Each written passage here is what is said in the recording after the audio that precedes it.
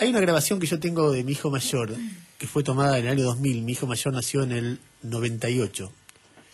Esta grabación fue tomada en el 7 de junio del 2000. Ese día fue un día especial porque fue preso Carlos Menem por la causa del tráfico de armas. Y yo en ese momento tenía una rutina de trabajo, trabajaba en la revista 21, 22, la que ahora se llama 23, que para gente joven debería saber que es una revista que fundamos, que el director era la Nata y después algunos de nosotros estábamos en la conducción, en el 98 la fundamos.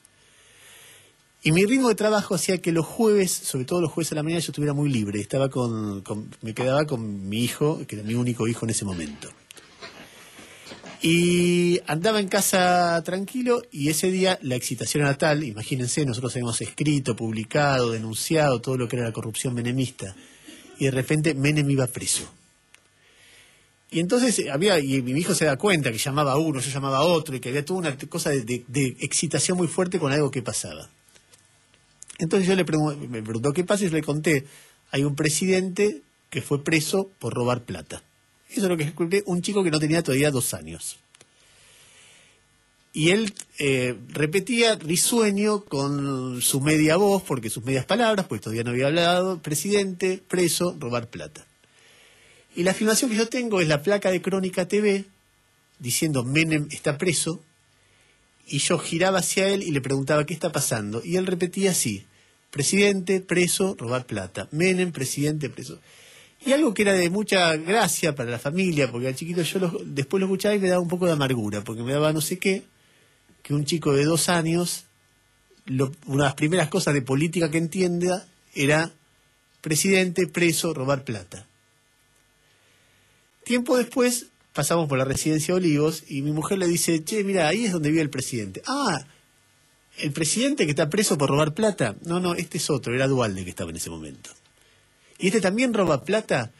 Y yo decía, sí, la verdad que viene de esa misma historia, no lo explicabas así, pero sí, también. Y uno decía, otra vez con la misma historia. Tiempo después, Kirchner llegó al poder. Y Kirchner llegó al poder con algunos bríos nuevos, con alguna idea distinta de lo que se debía hacer en el país. Y cuando mi hijo me preguntó, ¿este también roba plata? Yo lo que le dije es, mira, a mí no me gusta lo que hizo hasta ahora en su vida, pero quizá esta sociedad cambie, quizá esto sea diferente. Entonces, esperemos. Y pasó el tiempo. Y a mí me parece que lo que se está discutiendo no es un testimonio más, un testimonio menos, un documento más, un documento menos. Porque vos podés decir, mirá, se desdijo tal, se desdijo cual, este es un lumpen, y este es lo otro, y es menor. Porque lo que no hay cómo explicar son algunas fortunas.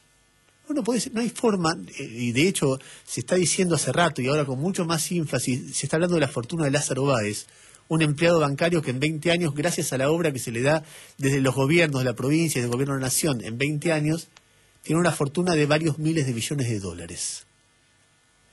Frente a ese dato, el detalle sobre si la sacó del país y cómo la sacó o no, es un detalle súper interesante en términos judiciales y en términos periodísticos, pero es un detalle marginal.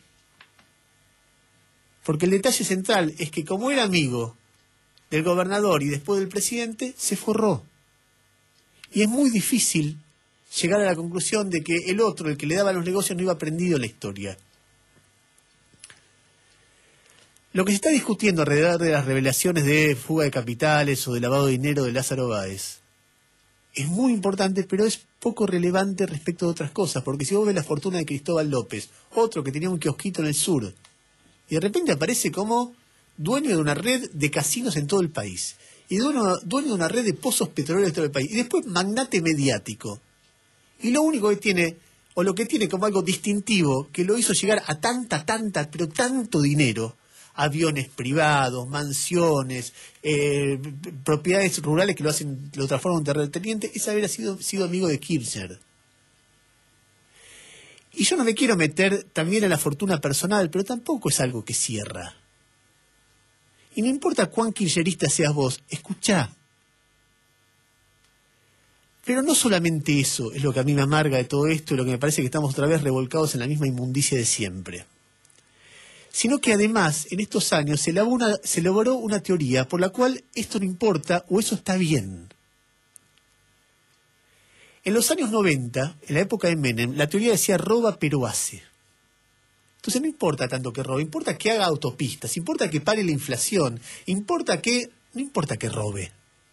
Y así Menem ganó la primera elección, ganó la primera legislativa, ganó la segunda legislativa, ganó la Asamblea Constituyente que le permitió ser reelecto, fue reelecto, a pesar de que la prensa y mucha gente daba pruebas todo el tiempo. Miren cómo están robando el país, y la gente lo elegía. Pasó todo este tiempo y la teoría es roba pero hace la revolución. ¿Cuánta gente en Twitter o en la discusión con la militancia te dicen eso es honestismo hablar de corrupción? Es decir, se resignan a que se afanen el país. Lo que importa acá es que mejoró tal indicador o tal otro.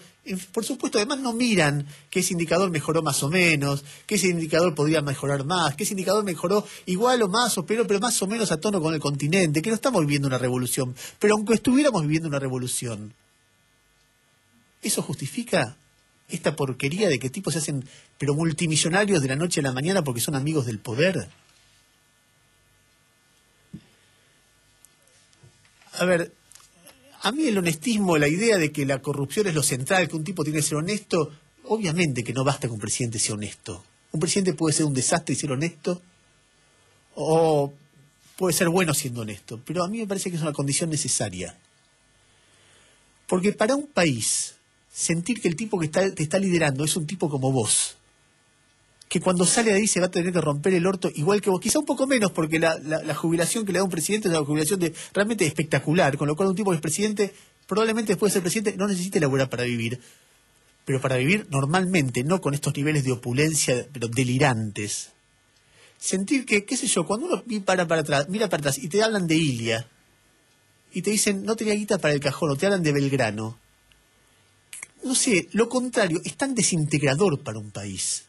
La idea de que todos los chicos, desde que nacen hasta que se hacen adultos, dicen, che, mira, el de ahí arriba afana. Bueno, total es una joda, evadamos impuestos. Si llego a la presidencia independiente, le doy obras a la barra brava, les pago sobreprecio y me quedo con un cachito. Si lo hace el presidente. No sé, yo soy un pelotudo, y me parece que mucha gente que me está escuchando piensa que igual que yo, que es un pelotudo, que se siente pelotudo, porque tiene la aspiración a vivir en un país donde estas cosas no pasen. Estas cosas no pasen, esa cosa de sentido común. Después se intelectualiza y entonces parece el tipo dice, roba pero hace, roba pero transforma el país, hablar de la corrupción como un tema central es un tema que, bueno, yo no pienso así, A mí me subleva, me rompe las pelotas, me hincha los quinotos ver este tipo de millones y millones de dólares como una gente que antes no tenía nada, con lo que cuesta ganarse el mango día a día a cada una de la gente que está escuchando. Entonces uno ve las notas que hicimos en este programa y uno ve 11 tiene que ver con eso. Y decime que eso es honestismo, esa pelotudez. Tiene que ver con eso, tiene que ver con levantarse la empala. Independiente a la vez tiene que ver con eso, tiene que ver con el dirigente que se la levanta en pala. Y te podría dar ejemplos. Las inundaciones en parte tienen que ver con eso, con la gente que se le levanta en pala. Yo no sé cómo se resuelve esto. Me doy cuenta que el kirchnerismo tiene una virtud respecto del menemismo en esta discusión, que es que no salen los ministros a hablar. Tiene un montón de periodistas que encima salen a decir que vayan a la justicia. Inmediatamente empiezan los voceros que antes era Corach. Bueno, ahora no es Corach, ahora son colegas o ex colegas que se sienten pero obligados a, ante cualquier denuncia, salir a decir esto es una payasada. Nada, estamos en una trampa, hace muchísimos años estamos en una trampa. Se da en la mayoría de los municipios, en la mayoría de las gobernaciones, en la presidencia de la nación, en las conductas empresarias, en las conductas en los clubes. Estamos en una trampa, que es la de tener que decirle todo el tiempo a nuestros pibes, mira, presidente roba preso, o presidente roba libre. No sé cómo se sale, ojalá podamos salir alguna vez. Me parece que hace necesario un esfuerzo didáctico, un esfuerzo de explicar una y otra vez que estas cosas están mal, y que estas cosas alguna vez tenemos que terminarlas.